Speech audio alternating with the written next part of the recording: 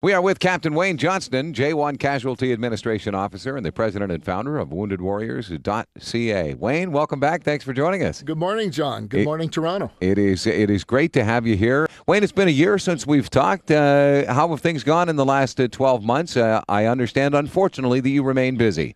Yeah, sadly, John, I've been quite a busy fellow. I'm the repatriation officer. I help bring the fallen home from Afghanistan. They call me the OPI, Officer of Primary Interest. But we've got an incredible team of Canadians that help us out here, not just military types.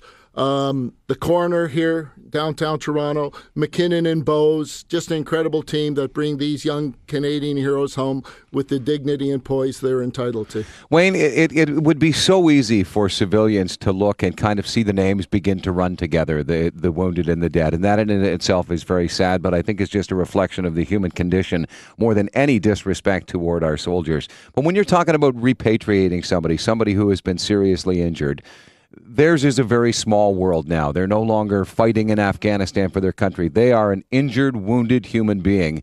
Emotionally, that's got to be a pretty tough line for you to walk when dealing with somebody who's been really badly hurt. Just by way of example, just last week I was in Ottawa where we gifted 7 Segways to 7 double amputees. And when you see a fellow like Major Mark Campbell from the 3rd Battalion PPCLI in tears telling me how grateful he was because all of a sudden he's on an equal standing, pardon the pun, with his daughter. You know, a wheelchair for a young child is quite an intimidating thing. Kind of brought tears to my eyes and brought tears to Mrs. Natinchuk, who brought this whole concept about with Segways for Heroes. I was really pleased as a charity, woundedwarriors.ca, to get involved with it. And the Segway is a two-wheeled vehicle that would allow, I guess, a pretty tremendous mobility for somebody in that position. Absolutely. To see those 7 young men, I mean, that was a courageous thing. It's a pilot project. And unfortunately, sad to say, we've got a few more young men and women in the same situation, and hopefully by this time next year, they'll all have Segways. Wayne Johnston is with us, Captain, Canadian military, founder of woundedwarriors.ca. Please correct me if I'm wrong on this, Wayne.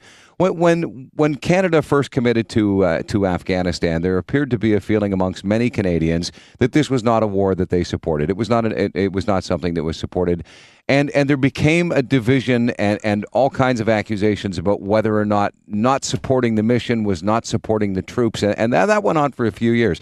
I get the impression that has largely gone away, that even the Canadians who may still have some lingering resistance to our being in Afghanistan in the first place almost exclusively do support our troops, the individuals. I think that's correct, John. You know, what we all think about the mission notwithstanding, be assured, Canadian Forces personnel really appreciate the support that their fellow Canadians give. And I can tell you firsthand, those families who sadly lose a loved one, they really support the folks coming down to the bridges and showing their support. It gives those families incredible solace. What do you think of the idea of the Highway of Heroes and as you say, the people standing on bridges? Well, I think dare I say, it's kind of brought the nation together. If there's something that's happened out of this mission, it's brought the nation together.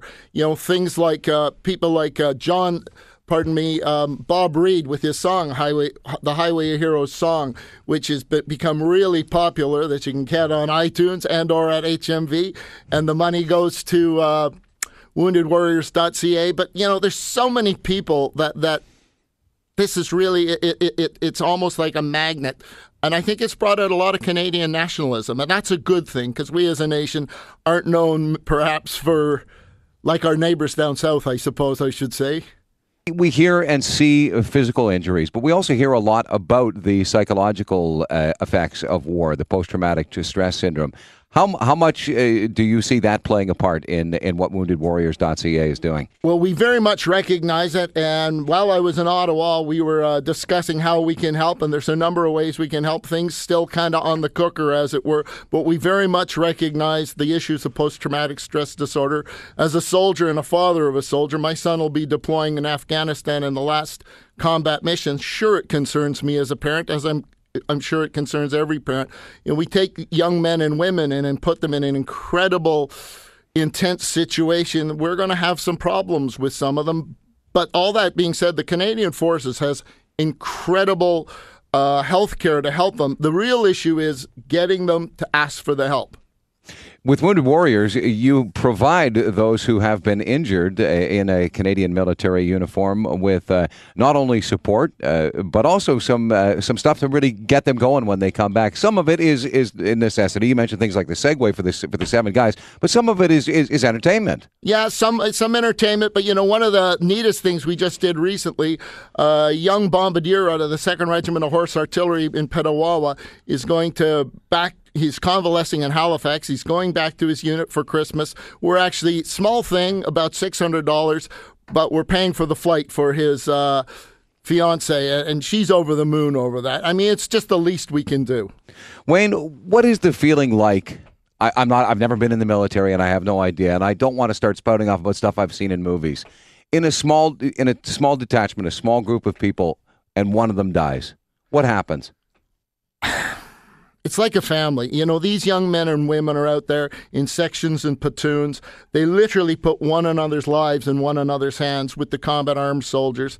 They're brothers. They are a band of brothers. And when you lose one, I've seen it firsthand. The escorts come back, incredibly courageous young men and women.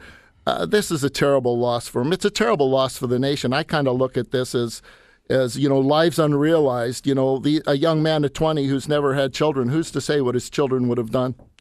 We see nowadays that with therapy and different forms of recovery from emotional or mental problems, that talking about it, getting it out is very helpful, getting to the basis of your problem.